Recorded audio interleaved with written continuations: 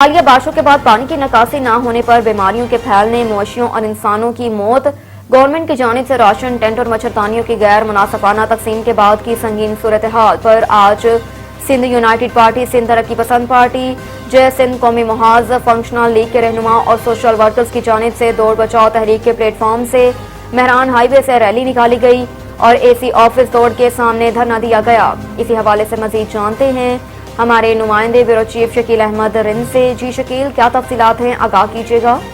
जी, हालिया बरसात ने जो ताल के दौड़ के गांव में तबाही मचाई थी, उस सिलसिले में यहाँ पे कांग्रेस पार्टी, SUP, STP और जिस्कम की तरफ से मुख्तलिफ सोशल वर्कर, मुख्तलिफ पार्टी को यहाँ पे धरना दिया गया है AC ऑफिस के सामने। आइए इनसे बात करते हैं। हमारा सिंध तरक्की पसंद पार्टी के तरफ का गडियल कांग्रेस के तरफ का ही जेका रैली आई है।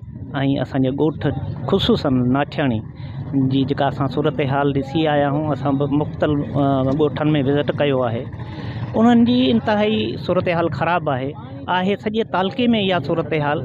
असां पुरअमन अॼु ही जेका रैली कढी अची हिते AC जे साम्हूं वेठा आहियूं।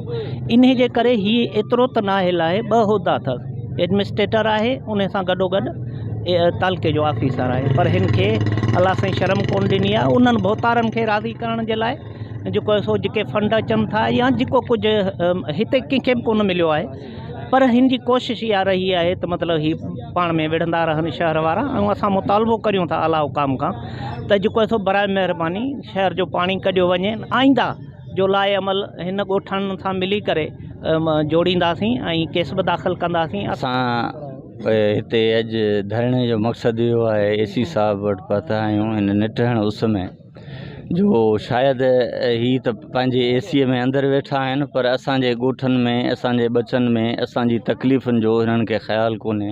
गुज़िरियल 2 महीननि खां असां ॻोठ जे अंदरि पाणी आहे, घरनि जे अंदरि पाणी आहे। असां पहिरियां बि तव्हां मीडिया वारा आयल दोस्त गवाह आहियो इन शइ जा, त असांजा लाश बि इन ॻोठ मां अंदरि पाणी जे अंदरां असां कढिया, पर हिननि खे को शर्म, को हया आहे कोन। जो ही अॼु पुरअमन एहतजाज आहे, इहो आहे असांजे ॻोठ मतिलबु UC नाठियाणी जो पाणी निकाली लाइ 2 महीना थी चुका आहिनि। ॻोठाणा परेशान आहिनि, 2 किलोमीटर पाणी भरण लाइ था वञनि।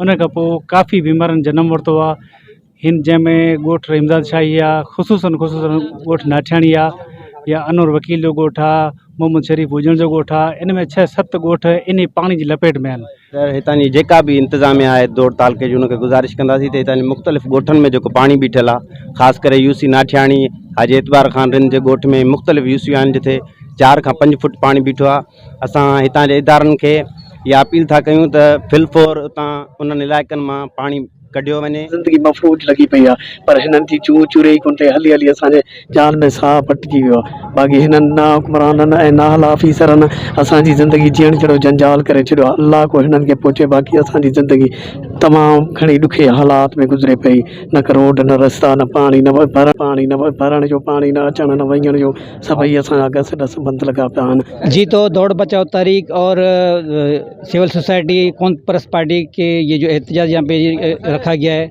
AC ऑफिस के सामने, इनका यही मुतालबा है कि जो दौड़ तालके के मुख्तलिफ गाँवों में जो 3 से 4 फुट का जो पानी है वो फिलफोर यहाँ से निकाला जाए और हमें ज़िंदगी जो बसर करने की